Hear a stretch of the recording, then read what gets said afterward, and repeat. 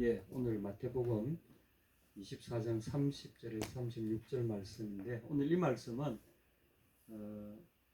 예수님이 예루살렘으로 올라가시는 도중에 마지막 예루살렘으로 올라가시는 그 여정, 예수님의 마지막 날들 중에 하루입니다.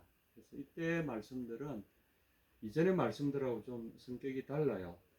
그래서 이 말씀들 보면은 마지막 날에 대한 예언도 여기 집중되어 있습니다. 오늘이 23장, 24장 이런 말씀들이 대표적으로 마지막 날에 대한 예언으로 가득 차 있습니다. 그 구약에 보면 에스겔서라든지 다니엘서라든지 뭐 이런 아주 놀라운 말세에 대한 예언적인 묵시를 담은 책들이 있지만 우리 계시록도 신약에는 계시록이라는 그 묵시록도 있지만 사실은 예수님이 남기신 이 묵시가 사실은 가장 강력하고 또 가장 중요한 그런 묵시입니다. 이걸 우리가 이제 사람들은 제가 보니까 뭐 여러 목사님들이 계시록 강의 이런 거는 참 많이 하는데 예수님의 이 마지막 묵시에 대한 이 말씀들은 오히려 많이 하지 않는 것 같아요.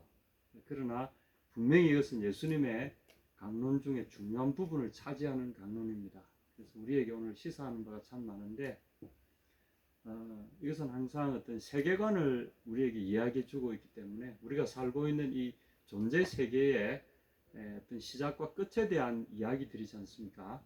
참 우리가 이런 이야기들이 나올 때마다 좀 조심스럽긴 하죠.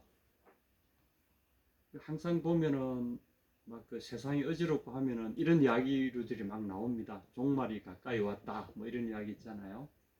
그래서 항상 보면은 뭐 이렇게 교회 내나 교회 안팎으로 이런 종말론에 대한 이런 일들이 참 많았고 사람들이 또 거기에 많이 호응을 합니다. 그래서 문제도 많이 일으키고 하는데 오늘 말씀 우리가 좀 귀담아 들어야 될 말씀들이 많은데 사실은 이 말씀들은 30절부터 보면 그때 인자의 징조가 하늘에서 보이겠고 29절 보면 큰 환란 후에 해가 어두워지고 달이 빛을 내지 아니하며 별들이 하늘에서 떨어지며 하늘의 군능들이 흔들리리라. 이제 천체에 큰 격변이 일어난다는 거죠. 뭐 말씀을 우리 생각만 해도 무시무시한 말씀이잖아요. 천지에 대격변이 일어난다는 거죠. 이제 이 이야기들은 많은 종말론자들의 단골거리잖아요. 이제 하도 이제 그런 막 그 종말론자들이 와서 그렇게들 많이 하니까 이제 역으로 많은 사람들이 아이고 그런 일이 있기는 뭐가 있어 이렇게 하면서 이제는 아예 이 예수님의 종말에 대한 이 경고들이 역으로 오히려 사람들이 외면을 받는 그런 단계까지 이르렀어요. 좀 특이하지 않습니까? 그래서 종말론 이야기하는 사람들을 보면 바로 보이질 않아요. 근데 사실은 종말론을 처음 이 신약에서 이야기하신 분은 예수님이 직접 하신 겁니다. 그리고 놀랍게도 이 종말론은 예수님이 다니엘서라든가 에스겔서에 있는 그 종말에 대한 예언들을 주님이 성취시키실 거라고 하신 말씀이거든요. 그것과 연결이 되어 있습니다. 어느 날 예수님이 갑자기 툭 이렇게 내놓으신 말씀이 아니고요. 그리고 29절에 대한 이 말씀은 예수님의 사도들도 그대로 이 내용들을 기록하고 있습니다. 예를 들어 베드로 같은 경우는 베드로후서 3장에 보면은 이 내용들이 아주 집중적으로 나옵니다. 더 구체적으로 나옵니다. 그때 하늘이 불에 타서 없어지고 이 세상을 구성한 모든 원소들이 불에 타서 풀어지고 그 중에 있는 모든 비밀들과 숨겨진 것들이 드러나게 될 것이다. 하늘이 불에 타서 없어지고 또 이 공간들은 우주 공간들은 종이축이 말리는 것처럼 말려서 사라질 것이다. 그런 말씀들이 그리고 원소들이 타서 다 불에 타서 없어지고 이 말씀들을 덧붙이고 있습니다. 그리고 계시록에 보면 역시 또 동일한 말씀들이 나오죠. 그래서 드디어 30절에 이 말씀이 옵니다. 그때 인자의 징조가 하늘에서 보이겠고 그때 땅의 모든 족속들이 통곡하며 그들이 사람의 아들이 구름을 타고 능력과 큰 영광으로 오는 것을 보리라. 우리가 말하는 예수님의 재림 광경에 대한 말씀입니다. 저가 큰 나팔 소리와 함께 천사들을 보내리니 저희가 그 택하신 자들을 하늘 이 끝에서 저 끝까지 사방에서 모으리라. 이 30절 31절 내용은 데살로니가 전서 4장 16절부터 17절까지도 사도 바울을 통해서 자세히 설명이 되어 있습니다. 주께서 호령과 천사장의 소리와 하나님의 나팔 소리로 친히 강림하시리니 그 후에 주 안에서 죽은 자들이 먼저 일어나고 그 후에 우리 살아남은 자도 저희와 함께 구름 속으로 끌어올려 공중에서 주를 영접하게 하시리니 그리하여 우리가 항상 주와 함께 있으리라. 이 여러 말로 위로하라 하신 말씀인데 거기 보면 주께서 호령과 천사장의 소리와 하나님의 나팔로 친히 강림하시리니 이 말씀들을 통해서 보면 이건 실제 하는 사건입니다. 분명히 있을 사건이고 이것은 이제 예수님의 부활과 함께 예수님의 부활 소식과 함께 우리 교회에 계속적으로 잊지 말도록 우리에게 알려지고 또 기억해야 하고 가르쳐지고 한 내용들이 바로 이 내용, 예수님이 오신다는 거죠. 다시 오시고 그날에 이런 일이 일어날 것이다 하는 거죠. 그러니까 예수님이 승천하신 이후부터 지금까지 교회는 이 순간을 향해서 달려가고 있는 거죠. 우리의 역사는 모든 역사는 여기에 귀결점이 있는 겁니다.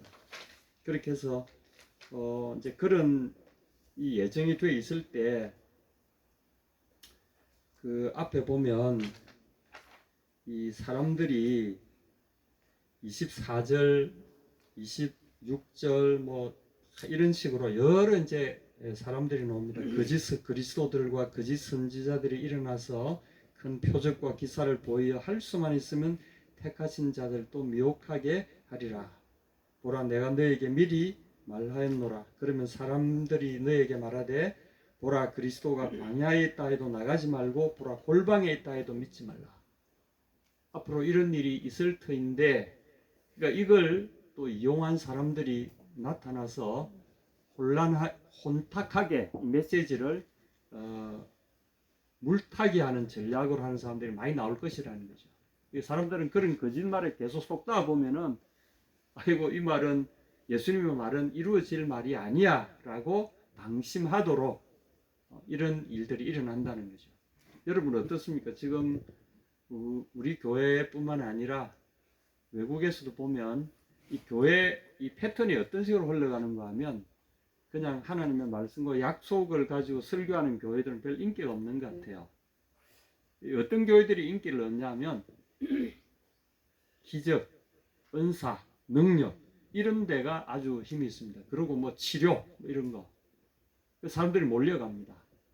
그리고 계시도 직통 계시, 하나님 음성 듣기 뭐 이런 거 하는 단체나 교회들 이런 쪽이 아주 인기 있습니다. 예를 들면 뭐 베니힌이라든지 또 뭐 저기 예수전도단에서 주로 하는 그런 여러 가지 이 신사도적인 신사도 요즘에 이제 자기들의 은혜를 받고 하나님의 권능을 새롭게 받은 우리가 뉴 어포스톨릭 처치라 이거죠. 우리가 새로운 이 사도들 권능을 받은 사도들이 이제 교회를 새롭게 한다 이가 자기들 신사도 뉴 어포슬이라고 부르면서 은사를 받고 막 어떻게 보면 그래서 미국에서부터 시작돼 가지고 세계적으로 그럴듯하게 포장돼서 한국에도 신사도 운동이 은사주의 운동이 아주 불경건한 은사주의 운동들이 많이 퍼지고 있어요. 사람들이 거기에 많이 몰려갑니다. 그래서 갑자기 막 그 기도 방법도 뭐 관상 기도라 그래가지고 컨템플레이션이라고 여러분 들어보신지 모르겠는데 주로 대형 교회에서 많이들 합니다. 그래서 아주 수도원에서 하는 듯한 아주 고상한 뭐 영성 뭐 수련하면서 막 컨템플레이션 이런 걸 강조하고요. 그 다음에 능력의 전이 임파테이션 그래서 안수를 하거나 뭐 하면은 능력이 전달된다는 거죠. 성령의 권능이 전달된다. 임팍테이션 이런 걸 강조하는 이 교회들, 이제 교회 안에서 실제로 합니다. 그것에 대한 이단성 이런 것에 대해서는 별로 생각 안 하는 것 같아요. 대형 교회들 많이 채용합니다. 그리고 뭐 제가 볼 때는 뭐 깜짝 놀랄 일들이 벌어지는데 하여튼 은사가 있고 능력이 있고 이런 걸 따라갑니다. 그래서 예수님이 오신다는 이 사실에 대해서 어떻게 보면 우리가 이제 어떻게 대처해야 될 것인가, 여기에 대해서 주님 오늘 말씀하시는데 일단은 이 주변을 살펴보라는 거죠. 주님은 우리에게 이야기하십니다. 주변을 살펴봐라. 특히 이제 32절 보면 무화과의 어떤 변화를 살펴봐라는 거죠. 이 무화과 잎이 연하해지고 가지가 나고 이렇게 잎사귀를 내면 여름이 가까운 줄을 아나니 이와 같이 너희도 이 모든 일을 보고는 인자가 가까이 곧 문 앞에 이른 줄을 알아라. 근데 사실은 뭐 무화과는 이스라엘의 회복이다 막 이렇게 해석하는 분도 있는데 그건 좀 억지에 가깝고요. 이건 그냥 단순한 일반 나무들이 가지를 내고 잎을 내고 우미 트고 잎을 내고 하는 그것이 봄이 왔다는 걸 알리듯이 주님이 임하실 때가 가까이 오면 만물의 어떤 사물 속에서도 징조들이 나타난다는 겁니다. 사람들의 여러 형태라든가 교회의 양태라든가 그리고 사회적인 여러 사람들의 그 패턴들이 어떤 말이나 어떤 조류에 사람들이 반응하게 되는지 그런 문화적인 또는 뭐 경제적인 사회적인 변화들이 쭉 그러고 이제 뭐 전 지구적인 여러 환경의 변화들 포함해서 정치, 경제, 사회, 문화 모든 면에서 이런 변화들이 일어난다는 거죠. 그래서 아까 그런 변화들 중에 하나가 특별히 교회 안에서는 거짓 그리스도들, 거짓 선지자들 그리고 자유를 그리스도라고 말하면서 골방 안에 있다 또는 뭐 이 유명한 분이 있다 저 유명한 이런 식으로 이제 막 그리스도가 왔다고 자칭 그리스도, 자칭 선지자 이런 사람들이 아주 횡행하는 시대가 온다는 거죠. 그런데 이런 일들이 그러니까 교회 전통적인 아름다운 가치들이 훼손되면서 무시되거나 아예 오남용되거나 이런 시대가 오게 될 때 너희가 확실히 알 것은 인자가 바로 문 앞에 와 있다는 것을 알아라는 거죠. 내가 진실로 너에게 말하노니 이 세대가 지나가기 전에 이 일이 다 이루어질 것이다. 천지는 없어지겠으나 내 말은 없어지지 아니하리라. 정말 놀라운 말씀입니다. 천지는 없어지겠으나 내 말은 없어지지 아니하리라. 이렇게 말할 수 있는 분이 누구일까요? 그것은 창조주이신 하나님 그분밖에 없습니다. 근데 이분이 인간의 몸을 입고 이런 대담한 선포를 하시잖아요. 여기에서 우리가 하나 중요한 포커스를 볼 수 있는데 35절에 천지는 없어지지만 내 말은 없어지지 아니하리라. 그러면 우리가 이분을 따른다고 할 때 이분을 추구하는 방법론 중에서 중요한 걸 발견하게 되는데 교회가 그러면 포커스를 둬야 될 때가 어딥니까? 말씀. 예, 그렇죠. 그분이 약속하신 그 말씀에 우리가 초점을 둬야 된다는 거죠. 천지가 없어질지라도 결코 변하지 않는 그 말씀 위에 우리의 기초를 둔다면 여기 주님 말씀하시는 이 반석 위에 집을 짓는 자는 나의 가르침 위에 내가 가르쳐준 그 가르침 위에 천지가 없어져도 없어지지 아니할 영원한 나의 말 위에 너희의 삶을 세운다면 그는 반석 위에 집을 지은 자와 같다. 앞으로 큰 비가 오고 홍수가 나서 다 썰어가 버릴 때가 올 것인데 나의 말 위에 서 있는 사람은 결코 무너지는 법이 없다. 이렇게 약속하시지 않습니까? 여러분 그래서 우리가 우리의 처한 상황이 어떤 상황이 되더라도 이것을 기억해야 됩니다. 상황이 아무리 어렵고 내가 살아가고 있는 환경 속에 또는 나의 육체를 포함한 모든 환경들이 휩쓸려 가고 없어져 가는 것 같은 멸망할 것 같은 그런 상황이 될지라도 우리가 기억해야 될 것은 그분의 말씀 위에 우리의 소망을 견고하게 내려놓자는 거죠. 그게 이제 소망의 닷을 어디에 둔다고요? 하나님의 말씀에 우리의 닷 앵커를 거기다가 딱 놓으면은 배가 흔들릴까요? 안 흔들릴까요? 떠내려가지 않는 거죠. 그래서 이 믿음을 닷에다가 비유했지 않습니까? 믿음은 사실인 하나님의 말씀, 영원히 없어지지 아니하는 하나님의 말씀 위에 나의 신념을 내려놓는 것을 말합니다. 우리는 그것을 믿음이라는 말로 표현하죠. 그런데 36절 보십시오. 그러나 그날과 그때는 아무도 모르나니 하늘의 천사들도 아들도 모르고 오직 아버지만 아시느니라. 이 말씀을 들을 때 어떤 느낌이 듭니까? 이게 무슨 말씀이지? 제게는 이런 느낌이 왔어요. 아들이 모르는 게 있나? 아들도 하나님이신데 바로 그 전에 천지는 없어지겠지만 내 말은 없어지지 아니하리라 하신 분인데 이분이 모르는 게 있다고요? 그러면 아들은 전지한 분은 아닌가? 여러분 어떻게 생각하십니까? 예수님도 모르는 게 있다고 자백을 하셨어요. 그러면 예수님은 전지전능한 하나님이 아니라는 말인가요?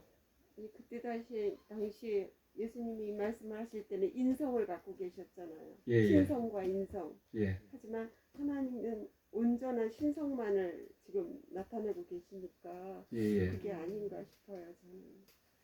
예. 아주 훌륭한 답변입니다. 인간으로서 우리가 연약함 속에 그 무지함까지도 한계를 기꺼이 받아들이셨다. 네.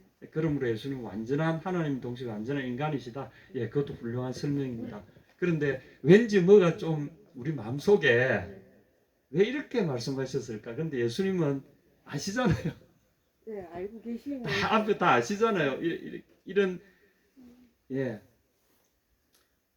모든 민족에게 이 천국 복음이 14절에 모든 민족에게 정언되기 위하여 온 세상에 전파되리니 그제야 끝이 오리라.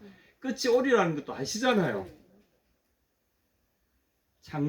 태초에 창조하실 때도 계셨고 언제 올 것이라는 것도 알고 계시잖아요. 그때 그제야 끝이 오리라 아시잖아요. 그런데 여기에 이제 오늘 우리 36절에 이 말씀에 대한 이해가 조금 필요한 부분이 있는데 그 날과 그때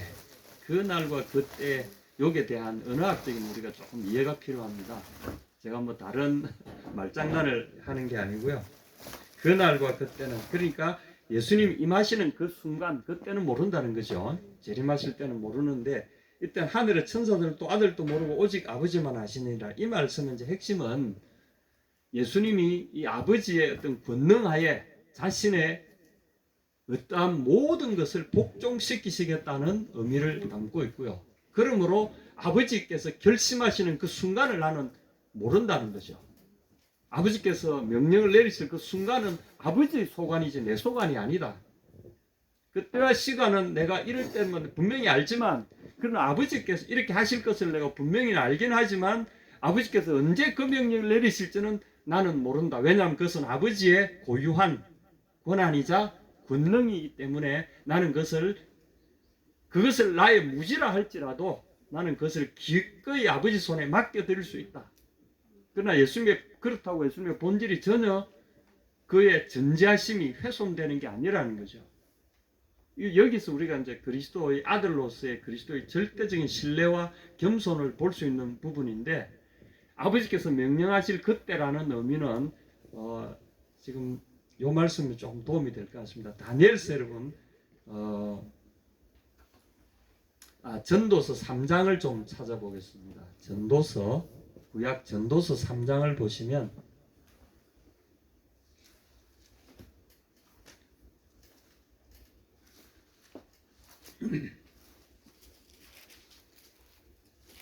시편 다음에 잠언 다음에 전도서죠. 전도서 3장에 보면 좀 특이한 구절들이 있습니다. 3장 1절에 이렇게 되어 있습니다. 찾으셨습니까? 948페이지입니다. 제가 가진 책은 천하 범사에 기한이 있고 모든 목적이 이룰 때가 있다. 날 때가 있고 죽을 때가 있으며 심을 때가 있고 심은 것을 뽑을 때가 있으며 쭉 나오죠. 그리고 11절에 여러분 한번 보십시오. 하나님이 모든 것을 지으시되 때를 따라 아름답게 하셨고 또 사람에게 영혼을 사모하는 마음을 주셨느니라. 그러나 하나님이 하시는 일을 이래 시종을 사람으로 측량할 수 없게 하셨도다. 이 11절은 무슨 말인지 잘 모르겠습니다. 저도 이렇게 해놓고 보면. 근데 중요한 것은 이 잠언에서 이야기하고자 하는 바는 1절을 보시면 1절에 다 들어 있습니다. 그래서 1절과 11절, 14절에 이르는 것들 읽어보시면 1절에 천하 범사가 기한이 있고 모든 목적이 이룰 때가 있다. 여기 이제 기한이란 말은 시간을 정함, 시간을 정하기 이런 뜻입니다. 천하 만사에는 누군가가 그 천하 만사의 시간, 그 기한을 정하는 자가 있다 이런 뜻입니다. 천하 만사 모든 존재나 되어지는 일이나 존재하는 양태에 대한 모든 것들의 어떤 그것들이 이루어지는 기한을 정하는 자가 있다는 거죠. 이 말은 기한이란 말 속에는 시간을 정하다라는 말에서 나온 건데 천하 만사는 시간을 정하는 자에 의해서 정해졌다 이런 의미죠. 그 다음에 목적이 이룰 때가 있다. 이 목적은 사실 소망하는 것, 바라는 것 이런 뜻입니다. 그러니까 목적이 이룬다 이 말은 나의 소망하는 것, 내가 마음에 기뻐하고 간절히 바라는 것이 이루어지는 것. 그러면 어떤 소망과 내 의도를 품고 그것을 이루기를 간절히 바라는 자가 있다는 거죠. 이분에 의해서 천하 범사가 그것을 이루려고 하는 분의 의도에 의해서 그분의 의사에 의해서 모든 것이 되어지고 있다 이런 뜻입니다. 그냥 아무 의미 없이 랜덤하게 세상은 기한이 있고 목적이 있다 이게 아니라 기한을 정해놓은 분이 있고 목적을 만들어서 그것을 진행하신 분이 있다 이런 뜻입니다. 그분의 목적과 그분의 의도에 따라서 그분이 정해놓으신 시한에 따라서 날 때가 있고 죽을 때가 있으며 심을 때가 있고 심은 것을 뽑을 때가 있으며 죽일 때가 있고 치료시킬 때가 있으며 흘 때가 있고 세울 때가 있다. 울 때가 있고 웃을 때가 있으며 슬퍼할 때가 있고 춤출 때가 있으며 그분이 그렇게 정하셨다는 거죠. 그분에 의해서 이렇게 정해져 있다는 거죠. 그런데 11절을 보시게 되면 11절 보시게 되면 이 부분이 좀 해석이 잘 안 되는 것이 굉장히 번역에 문제가 있어서 그렇습니다. 이게 이제 시간이 제가 많이 없으니까 간략하게 말씀드리겠습니다. 세 문장으로 되어 있습니다. 하나님은 모든 것을 지으시되 때를 따라 아름답게 하셨다. 이게 이제 1절에 나오는 1절에서 지금 10절까지 쭉 정하신 자의 의도와 기한을 정하신 자가 있고 목적을 정하신 자에 의해서 이루어져 있다. 그런 것이고 모든 것을 지으실 때 그것의 때를 따라 그것의라는 말이 빠져 있습니다.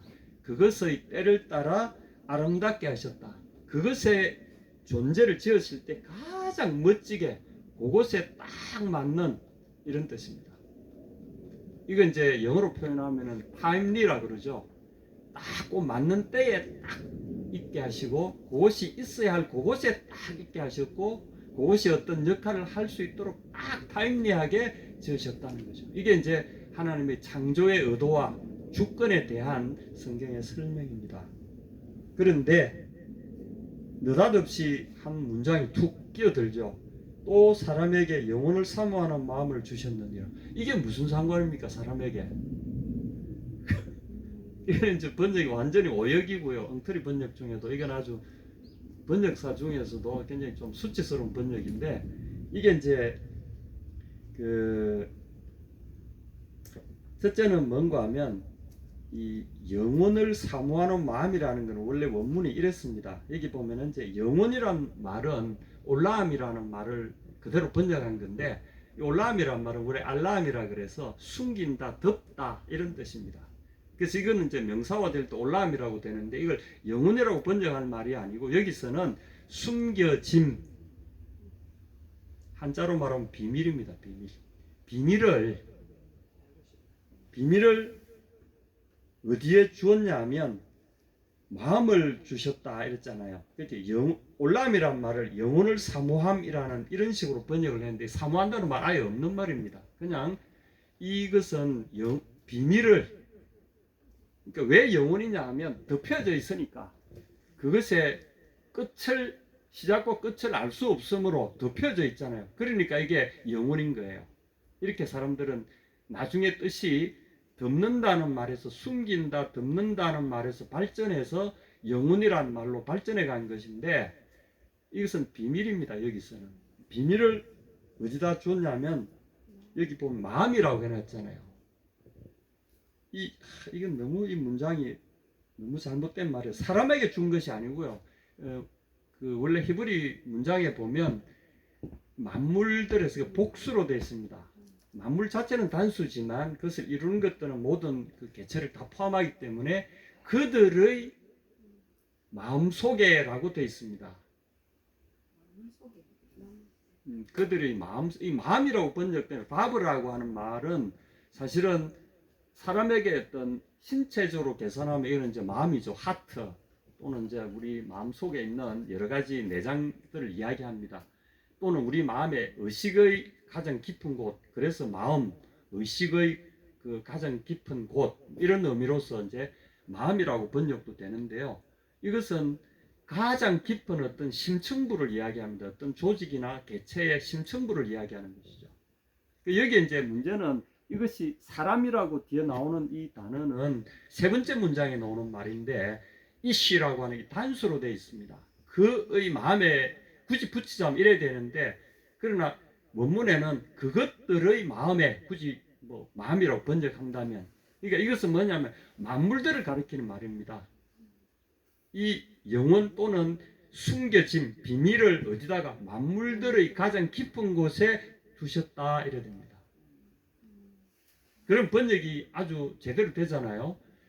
하나님이 세상 만물을 그 타임리하게 가장 그 시와 때에 맞게 멋지게 지으셨다. 때에 맞게 딱 지으셨고, 또한 그것들의 깊은 곳에 하나님이 지으신 그 만물, 타임리하게 지으신 만물의 깊은 곳에 무엇을요? 숨겨진 비밀들을 그곳에다가 다 숨겨 놓으셨다는 거죠. 그래서 마지막 문장, 그러나라고 번역한 것도 잘못됐어요. 왜냐하면 이거는 두 번째 문장을 그렇게 집어넣으니까 어쩔 수 없이 그러나라고 해야 되니까, 요거는 그러므로라고 합니다. 왜냐하면 이런 뜻입니다. 왜냐하면 사람으로 하나님의 하시는 일의 시작과 그 마지막을 능히, 청량이 아니고 발견할 수 없게, 짜마라고 하는 히브리 말은 발견하다, 숨겨진 것을 발견해내다, 그런 뜻입니다. 그래서 하나님이 그 비밀을 그들 마음속에 숨겨놓으신 그것과 뒤에 짜마, 발견해낸다라는 것이 대꾸가 되어가지고 문장이 통하게끔 되는 겁니다. 그래서 사람들이 그 숨겨진 그것들을 하나님 만드신 만물 속에서 찾아내지 못하게 하셨다, 이런 뜻입니다. 이해가 되십니까? 네. 네. 그러니까 하나님이 해놓으신 이 일의 창조의 그 기본 설계부터 사람들이 그 설계의 그것을 도무지 찾아낼 수 없게끔 그 만물 속에 치밀하게 하나님이 이렇게 그 깊은 곳에 설계해 놓으셨다는 거죠. 그래서 14절에 이렇게 나옵니다. 무릇 하나님의 행하시는 것은 영원히 있을 것이라. 더할 수도 없고 덜할 수도 없나니. 사람이 간섭할 수 없는 거죠. 하나님의 그 놀라운 설계와 의도와 권능 속에서 인간이 감히 범접할 수 없는, 찾아낼 수 없는 그 비밀들을 그 속에 집어넣으셔서 창조의 권능으로 그들을 만들어 놓으셨기 때문에 더할 수도 없고 덜할 수도 없다는, 우리가 간섭할 수 없는 하나님의 놀라운 권능이 창조물 속에 또는 하나님 이루시는 세상 만사 속에 숨겨져 있기 때문에 하나님이 이같이 행하심은 사람으로 그 앞에서 경외하게 하려 하시는 줄 내가 알았도다.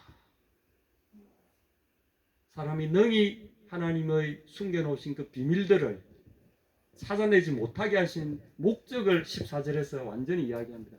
하나님을 두려워하며 그만 섬기도록 하시기 위함이다. 그러므로 천하 만물에 그 만물을 이루신 그때에 만물의 범사에 때가 있고 그리고 목적이 있다. 누가 정하신 거라고요? 하나님. 하나님이 정하시는 거죠. 그래서 이제 36절로 우리가 다시 돌아오면 그날과 그때 어떤 날입니까? 예, 이 때는 어떤 일들이 딱 일어나는 그때입니다. 그날 그때 하나님이 예정하신 그 창조에 또는 하나님이 시행하시고자 하는 어떤 특정한 일에 딱 일어나는 그 순간.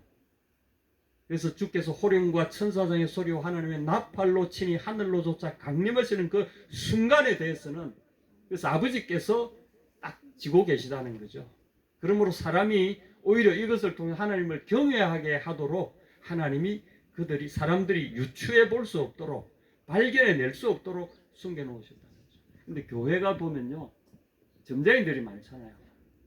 내가 직통 계시를 받아가지고 하나님 이렇게 하셨다더라. 선거철만 되면 막 정치인들이 우르르 어디로 갑니까?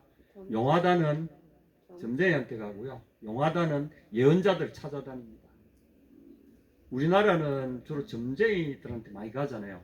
교인들도 점쟁이한테 많이 가는데 제가 있던 그 아프리카 그 나라에서는 주로 유명한 예언자들이 많아요. 거기는 신학교 안 나오고 목사 안수 안 받아도 뭐 이렇게 한가닥 하면 좀 예언자 프라페 이러면서 스스로 프라페 또는 뭐 어떻게 사람 한번 나왔다든지 뭐 기적 같은 일이 일어났다 그러면 다 프라페십니다. 그래가지고 선거철이 되면 이제 프로페트들이 쫙 나와가지고 누가 이길 거라고 예언들을 막 해요. 예언 대회를 합니다. 여러분 이게 제가 지금 이게 사실 같지 않아 보이잖아요. 실제로 그래 합니다. 예언 대회를 합니다. 예언자 대회 해가지고 누가 잘 맞추나 이거 해요. 근데 하나님은 그런 거 하지 말라고 하셨잖아요. 그건 할 수 없는 거죠. 왜냐하면 그건 우리가 몰라야 되도록 하나님이 미리 그곳에 비밀로 해놓으셨다는 거죠. 그래서 예수님이 오늘 36절 하신 이 말씀은 너희가 연약하냐, 너희가 무지해 보이냐, 너희가 답답하냐 그대로 머물러 있으라. 그러나 징조들을 봐라. 그리고 내 말 위에 거하라. 너희 어떠한 연약하면 너희 삶에 한계가 너희를 괴롭히느냐. 그리할지라도 그 한계 위에서 내 말 위에 거하라. 그리고 하나님을 경외하기를 힘써라. 그럴 때 하나님이 때를 우리에게 징조들을 통해서 보이실 뿐만 아니라 너희들이 능히 피할 수 있도록 능히 감당할 수 있도록 도와주신다는 거죠. 왜냐하면 그 일을 진행하시는 이가 너희와 함께 계시고 자기 백성들에게는 그 시점이 왔을 때 어떤 식으로 하는지 알려주신다는 거죠. 그러면 여러분 세상적인 방법으로 우리 주님의 이 세계를 논단하지 않는 그런 사람들이 되기를 바랍니다. 아멘. 세상이 어지러울지라도 또는 나에게 닥쳐지는 이런 일들이 잘 안 풀리고 이해할 수 없는 일이 많을지라도 이해할 수 없는 그곳에 머물러 계십시오. 그게 복입니다. 그러나 우리의 믿음은 어디에 둔다고요? 흔들리지 않는 우리의 하나님 영원한 그 말씀 위에 예수님의 약속 위에 우리의 삶의 약속들을 믿음들 앵커처럼 닷처럼 그 말씀 위에 내리고 그 위에 머물러 있을 때 위대한 일들이 일어납니다. 그래서 우리 주님은 분명히 말씀하십니다. 그러므로 깨어있으라. 그러므로 깨어있으라. 그래서 제가 방금 말씀하신 그때 충성되고 지혜 있는 종이 되어 주인이 주인에게 그 집 사람들을 맡아 때를 따라 양식을 나눠줄 자가 누구냐. 주인이 올 때에 그 종을 이렇게 하는 것을 보면 그 종이 복이 있으리로다. 그래서 이제 우리에게 주님 오시는 날을 바라볼 때 어떤 사람들처럼 주님이 언제 오실 건가 그 계산한다고 막 이러지 말고요. 주님이 우리에게 주신 그곳에서 내가 섬길 나의 가정, 내가 섬길 나의 교회, 내가 섬길 나의 직장, 나의 이웃들 그들을 돌보고 섬기고 하나님의 말씀을 골고루 나누어 주면서 그 위에 굳게 서 있도록 흔들리지 않도록 하나님이 우리에게 주신 양떼들을 돌보고 그리고 그 위에 우리가 서 있을 때 주님이 그때 우리를 데려가시는 겁니다. 그래서 예수님이 올날 계산하고 앉아 있거나 또는 뭐 어떤 사람은 뭐 그날에 자기가 마차를 준비해 놓고 항상 기다리다가 예수님 온다면은 내가 제일 먼저 타고 가서 뵈리라 뭐 이런 사람도 있었다는데 그렇게 하지 마시고요. 하나님 우리에게 있으라고 하신 그곳에 연약한 채로 모르면 모르는 채로 머물러 계시고 다만 주님 우리에게 맡기신 그 일에 집중하고 있을 때 주님 뭐라고 그러십니까? 이 사람은 복되다 그러셨어요. 그래서 주님이 우리를 놀라운 영광의 나라로 데려가실 겁니다. 죽은 자들이 먼저 일어나고 주 안에서 죽은 자들이 먼저 일어나고 그 후에 우리 살아남은 자도 저희와 함께 구름 속으로 끌어올리리니 그래야 우리가 항상 주와 함께 있으리라. 여러분 기억하시고 세상이 어지럽더라도 천지는 없어지겠으나 내 말은 없어지리라 하신 없어지지 아니하리라 하신 그분이 여러분들과 동행하시고 붙들고 계심을 잊지 마시기 바랍니다. 우리의 연약함, 우리의 무지를 주 안에서 함께 기뻐하며 그분 안에 거합시다. 주님의 이름으로 여러분을 축복합니다. 아멘.